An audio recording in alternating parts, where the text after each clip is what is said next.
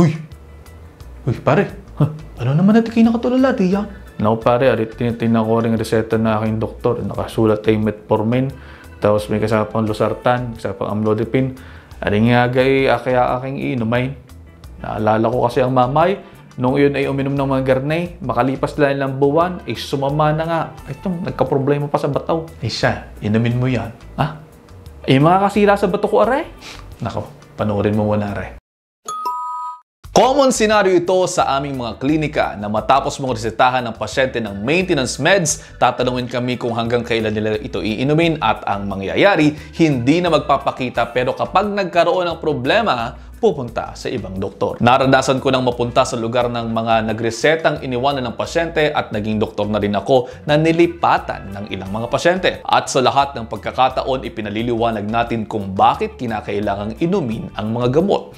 Eto, paliwanag ko na rin dito sa inyo, yaman din lamang na naririyan kayo. Kung nag-aalala kayo kung masisira ang bato ninyo kapag ka nagte-take kayo ng maintenance meds dahil nga sinasabi ng mga kung sino-sinong fina-follow ninyo online na sad to say ay hindi naman mga doktor at mga wala na mga lisensya sa pagiging doktor, ganito po yan. Ang nakasisira sa inyong mga bato ay ang mga disease processes. Isipin ninyo ganito, yung diabetes, yung hypertension, binabanatan at sinusuntok ng mga yan yung kidneys ninyo kasi nga end organ yan at yan yung nasisira in the long run dahil nga sa mga sakit ninyo. Ang ginagawa ng mga gamot ninyo, sinasalag o binablock ng inyong mga gamot na kamag-anak ng metformin, losartan, amlodipine, yung mga panununtok ng diabetes at hypertension kasi nga ginagawa ng mga gamot nyo at mga maintenance niyo ay pababain ang inyong mga blood titers at blood pressure. So, ang nangyayari dyan, dahil nga napapababa yung mga asukal ninyo at yung mga blood pressure ninyo, yung mga cholesterol ninyo, dinalalesin ang mga impact ng sakit ninyo sa mga bato ninyo. Ngayon, kung ititigil ninyo ang inyong mga gamot dahil sinasabi ng mga kapitbahay ninyo o ng mga kung sino mga nagbebenta sa inyo ng mga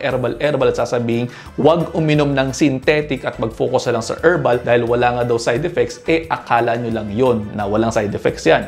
Sa katotohanan, nakita sa mga pag-aaral na ang mga pasyenteng mas naniniwala sa herbal at kahit occasional na mga paggamit ito, pwede makapagpataas din ng risk ng pagkakaroon ng chronic kidney disease. Meron pa rin isang pag-aaral na nagsasabing yung mga kalalakihan na diabetiko o hypertensive tapos may history ng paggamit ng herbal meds ay associated din sa pagkakaroon ng chronic kidney disease. Hindi ko naman sinasabing walang side effects ang mga gamot na pinaprescribe namin, pero kaming mga doktor, mayroon kaming mga pinag-aralang tungkol sa tamang dosage ng mga gamot. Bago makarating yan sa inyo at bago namin maireseta, pinag-aralan ang mga gamot na yan para malaman kung ano ang therapeutic dose, ibig sabihin yung dose na nakatutulong sa sakit ninyo, toxic dose, yung dose na pwedeng makasira sa katawan ninyo, at lethal dose, yung dose na pwedeng makamatay. Siyempre, hindi naman kami magbibigay ng gamot na makasisira sa katawan ninyo at makamamatay sa inyo.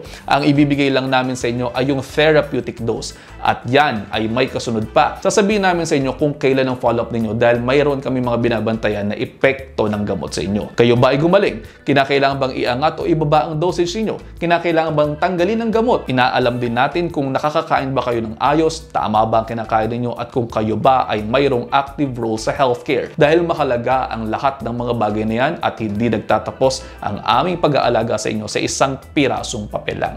At sana klaro po ito sa inyo, hindi kami against sa mga herbal meds. Sabi ko nga sa inyo, naniniwala kami sa mga mayroong herbs na pwedeng gamitin tulad ng mga DOH certified medicinal plants. Na-discuss ko na yan, tingnan ninyo ang mga videos ko. Pero yung mga hindi naman naaaral at mga gamot-gamutan lamang, hindi syempre namin ibibigay sa inyo yan.